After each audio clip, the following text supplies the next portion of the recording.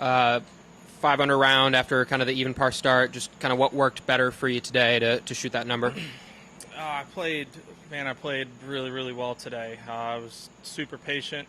Felt like I just hung in there. I mean, I keep believing good stuff's going to happen, and it just hasn't really. And I mean, like I said at the beginning of the week, I feel like I'm very close to playing some unbelievable golf, some great golf, and it was nice to have a good day today to put ourselves in a good spot going into the weekend and see what we can do.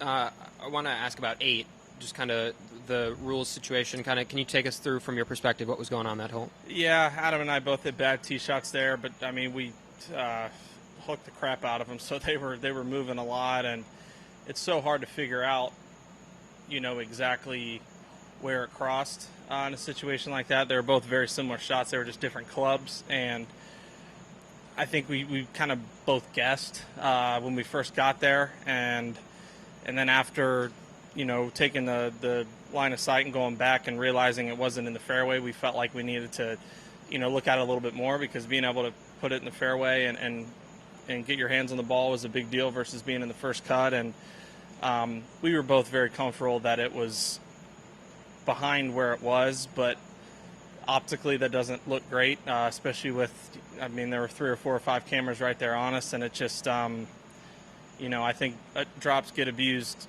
a decent bit, and we're not those guys, but we just we needed to make sure that it was done correctly, because that wasn't in the nature of it. We just want to make sure all was okay. On a positive note, 16, the chip in, obviously the ball kind of rolls down from the green there, and you get the chip to go. How much momentum does that give you, and just a relief there to chip that in? It was great. I told Bones, we kind of high-fived there. I said I felt like I deserved that. I mean, I didn't hit the best 9-iron I've ever hit, but I mean, it landed about 12 feet from the hole and didn't even think about staying on the green. So it's a nasty hole location. It's we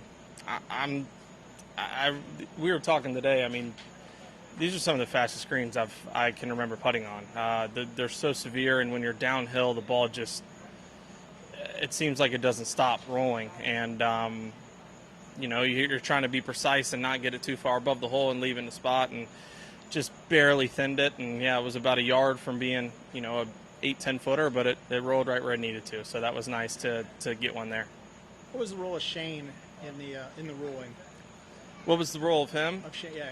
I mean, we both, again, it just wouldn't have looked great if both of us were like, hey, it crossed here. I mean, we felt good about it, and the rules official came in, and he can't really say much. I mean, he wasn't there and didn't see it. I mean, I think the defining, or at least for us, when we stood at where it crossed and looked at the tee, or stood where our balls were, I mean, it was a very straight line, or a pretty straight line, and our tee shots are far from straight.